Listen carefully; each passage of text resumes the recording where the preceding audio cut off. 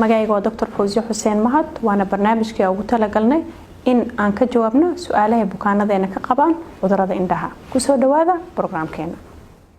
Assalaamu calaykum waraxmatullaahi wabarakaatu. Tutoreyso waxaan ahaa dadka yaraantooda ookiyaalaha xiran jiray muddo sidaas xaalkayga ahaa ookiyaalaha waa liiga badbedeli jiray kadib markaan soo weynaaday oo caruur dhalay ayaa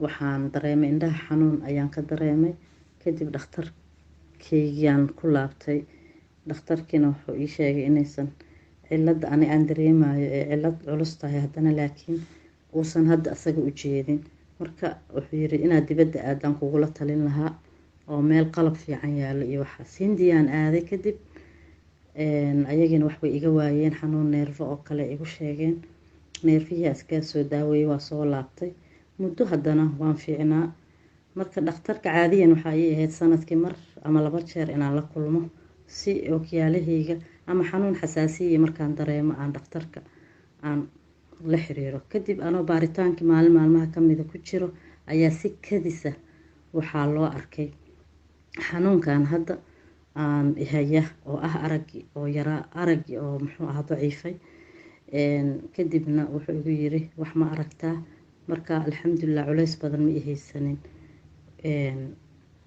oo aniga aan markaas aan la tacbaansanahay ama araggayga daciif ku yima haysanin laakiin wuxuu igu yiri araggaaga daciif badana ku jira dawana ma laha laakiin wuxuu igu la taliyay in 6 bilood kastaba aan u imaado mar sidaasaana ay caadiyan ahayd xaaladeyda marka waataan muqdisho tutoreyso kuugu imi oo ciladan markii qalabka weynaa la iga baarayna indhihii la xaqiijiyay inay daciif yihiin marka waxaan rabay inaan faahfaahin badan iga siiso xanuunkan waa mahadsantahay tutoreyso run ahaantii cudurkaada waa cudurka loo yaqaano age related macular degeneration waana cudur ku dhaca qaybta aragtida qaabilsan aragga dhow yani isha meelna waxay qaabilsantaa aragga fog meelna waxay qaabilsantaa wixii akhrisi wixii aragti dhow ah meesha aragtida dhaweed ayuu cudurka ku dhacaa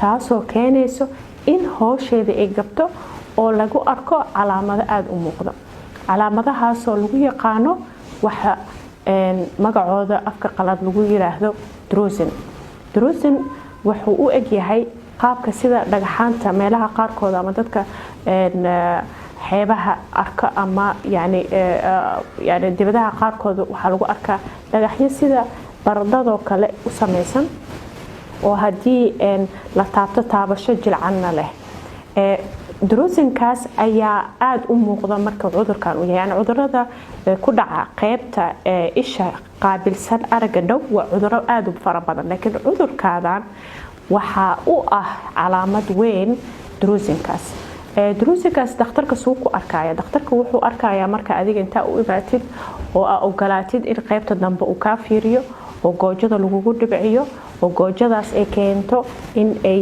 noo weynayso bu'da isha bu'da isha dhexdeeda ayaa waxaan ka arkaynaa anagoo qalab iyo isticmaalayno calaamado la rabin marka kale caadiga in ishaada lagu arko yani sawirkan oo kale waa sawirka loogu talagalay qof walba in qaybta isha aragtida dhow qaabilsan madowgaas yarka ay leedahay si yarana u dhalaalayso laakiin markuu cudurka uu ku dhaco waxaa lagu arkaa dhibcahaas jaallaha marka hore kadibna tartiib laga yaabo inay ay madoowaadaan طبعا qalab oo ka sii sareeyo ayaa loo baahan yahay OCT la yiraahdo oo na tusayo nabrahaas ama calaamadahaas jaallaha meeshay gaarsiisan yihiin iyo meeshay ku faafsiyan yihiin iyo haddii dhibaato kale ay noo geysteen iyo kale waana qalabka noo kala sheegaya nooca kugu dhacay yani cudurka laba nooc waaweyn u kala baxaa nooc qalalan waana nooca hadda aan kugu arkay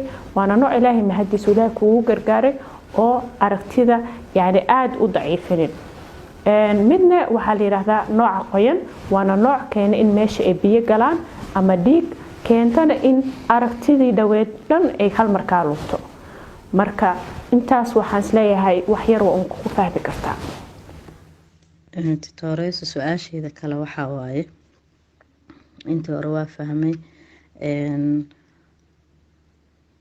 markii aad xanuunkayga aragtay oo aa ii dirtay in qalab aan isa soo saaro, qalabkiina aan isa soo saaray oo aa akhrisay, waxaad ii sheegtay in hal il ay aada daciif u tahay, tan kalena xanuunka uu ku jiro.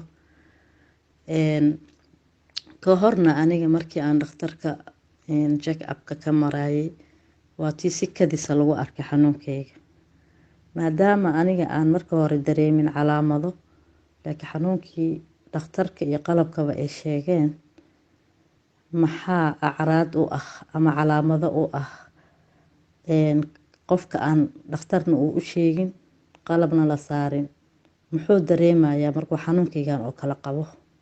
waa mahadsan tahay. okay, su-aashaada waa fahmay. run ahaanta waa sidaan u sheegnay, horta noocay ku xiran tahay. nooca waa mid qalalan iyo mid qoyan. kan adig kugu dhacay waa kan qalalan, waa kanna la yiraahdo 85% ilaa 90% dadku ku dhaco aragtida dhow aad uma daciifiyo. meesha 10% ilaa 15% dadka ku dhaco kan qoyan uu dhibaato weyn gaarsiiyo aragtida dhow. hal mar ay wuxuu tagayaa qofkii dhakhtar indho uu leeyahay aragtida dhow oo dhan daciifiga ah, markaas okyaalihii waxaa loo xirayaa okyaalihii loogu talagalay aragtida dhow inuu soo dhaweeyo, markaas ay waxna uusan ka tareenin. marka dadkaas ayaa ka daran dadka ku dhaca nooca qalalan. calaamadaha kale oo qofka uu dareemi karo waxaa ka mid ah sida marka qof meel ka soo socdo kale in wajigiisu uu dareemi waayo, arki waa qofka sidiisa kale structure-kiisa u jeeda, laakiin tafaasiisha wajigiisa, sankiisa, indhihiisa, afkiisa kale ma arkayo. ama adoo TV fiirsanaysa waxaa laga yaabaa in qofkii dhan oo wariyaha in inta dhaxda ay ka qarsoon tahay. waxaa dhacdo kale in aragtidii dhaweed wax walba markaa fiirisay sadaro ay leeyihiin, sadaradii aad dareentid in wax biyo lagu daadiyay ama wax yaroo qalloocan in aad ka dhex aragtid sadaradii la rabay inay toosnaadaan. waxaa kaloo la arkaa in qofkii wixii cabirkooda cabir ka yar uu u muuqdo, yacni qof dheer ayaa inuu gaaban yahay ee kuula ekaanaysaa, kursi toosan ayaa waxaa kuula ekaanaysaa in kursigu ama uu jaban yahay ama qalloocan yahay. calaamadahaas waa calaamadaha qofka uu isku arki karo. Toreyso waa fahmay sidaa iigu sharaxday su-aalihii hore. waxaan rabaa inaan ku weydiiyo xanuunkan maxaa sababa, waxyaabaha sababa inaa ii faahfaahiso. waa mahadsantahay. run ahaantii waxaas ayaa toos u sababa lama dhihi karo. cuduradu wuxuu ku jiraa aan la dhihi karin waxaas hadaa cuntada waa kugu dhacaya ama waxaas hadaa samaysay cudurkan waa kugu dhacaya, bas wuxuu ku jiraa. laakiin cudurada aan dhahayno dad baa u nugul, dad baa kaga nugul dadka kale.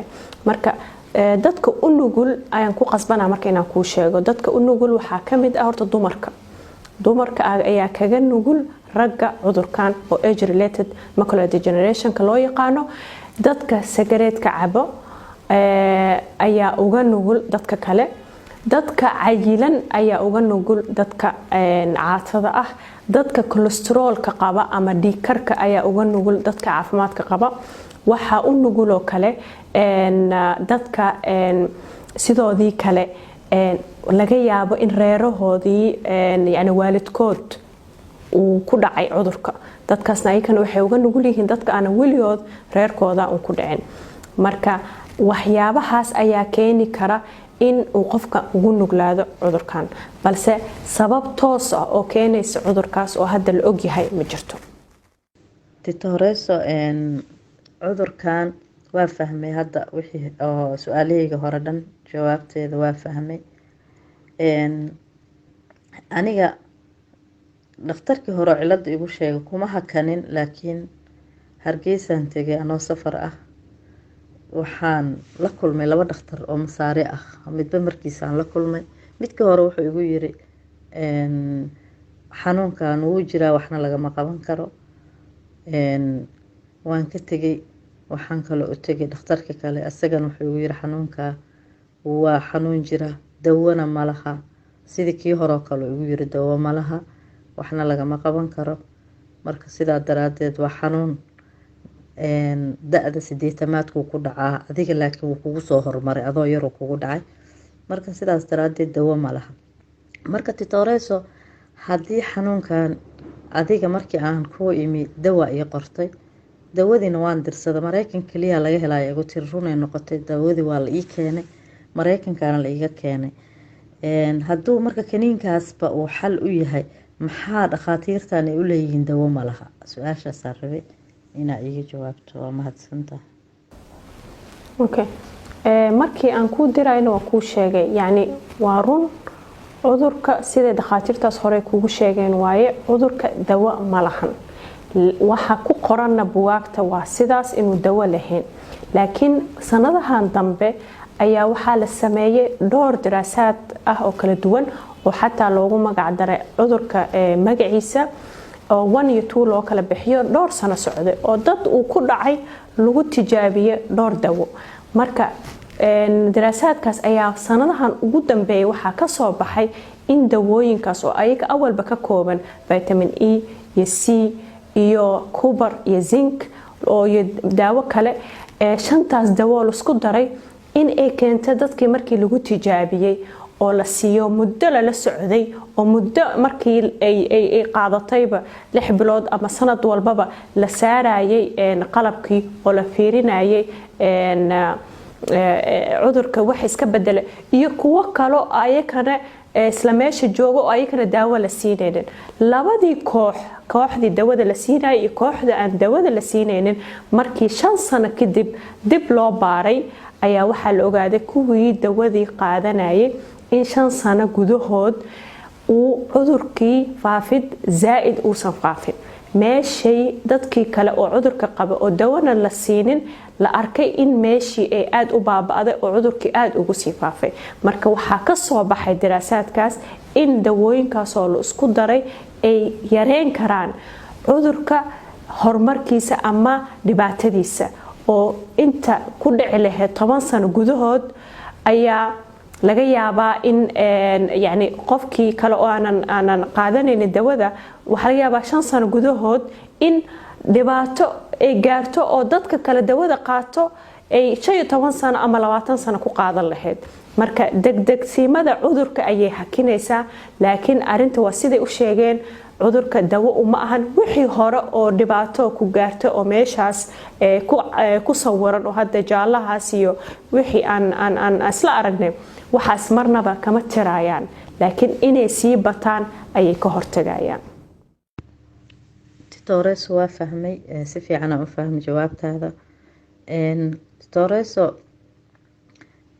cudurkan maadaama cudur jiro uu yahay oo anigan i hayo, dawadiisina hadda alxamdulillaah aan helay oo aan wado, waxaan rabay inaan ku su'aalo waxyaabaha sii fidin kara oo cudurka sii fidin kara oo maxaa uga hortagi karaa inuu sii faafo oo aad igula talin lahayd kaniinka ka sokow waxyaabaha kinaya waxyaabaha badinayaan leeyahay oo sii faafinaya oo aan rabo inaan ka hor joojiyo, maxaa igula talin? okay. run ahaantii talooyinka waxay iskugu jiraan waxyaabo inaad samaysid la rabo iyo waxyaabo inaad iska ilaaliso loo baahan yahay. cayilka kale waa inuu qofka ka hortaga. qofka inuu sida isku caateyn lahaa ama miisaanka saxda oo laga rabay uu ku gaari lahaa waa inuu ku dadaalaa. qofka waa in uu dufinta iska ilaaliyaa. sida cholesterolka oo kale hadaa qabtid in aad iska daaweysid iskana ilaalisid waxyaabaha cholesterolka ku keenayo. wax walba baruur ama cadiin ama yani waxaan ka wadaa wax kasto subag leh in ayadana aad uga fogeysid cuntadaada. kiniiniyaashaada sidii aad u qaadatid oo marnaba aad adeynin. waxa kale oo lagaga baahan yahay يعني dadka طبعا sakareedka aad u cabo kale iyo dadka khamrada cabo oo dibadaha joogo yani reer galbeedka marka yani inta badan oo yani caado iskaga tahay howlahaas waxa la yiraahdaa waa inay joojisiin waayo waxay fududeynaysaa in cudurka uu digu sii faafo. waxa kale oo lagaga baahan yahay in qoraxda marka u baxaysid in okiyaalo oo photochromic oo ka celinaya ultraviolet waa meeshan waa meel hadduu iftiin soo galo ultraviolet dhibaato uu sii keenayo ma xamili karto marka hadiiba dibadda u baxaysid waa inaa okiyaalo ultraviolet block sameynayo ama kaa ilaalinaya qoraxda waa inaa mar walba aad xiratid waa in reerkaadii aad ogaato alla ilaah yaa cudurkaas qabi jiray waa in arintaas aad baartay waayo adigoo kale hadda yaraanu kugula dhacay meesha la rabay sida caadiga qofka markuu yani 65 70 80 meelahaas markuu gaaro uu cudurka ku dhaco marka taas ayadana inaa baartid way iska fiican tahay wax kastoo cagaaran sida koostada ansalaatada khiyaarka wax walbo cagaaranna waa inaa badsataa taas ayaa aad lagula talin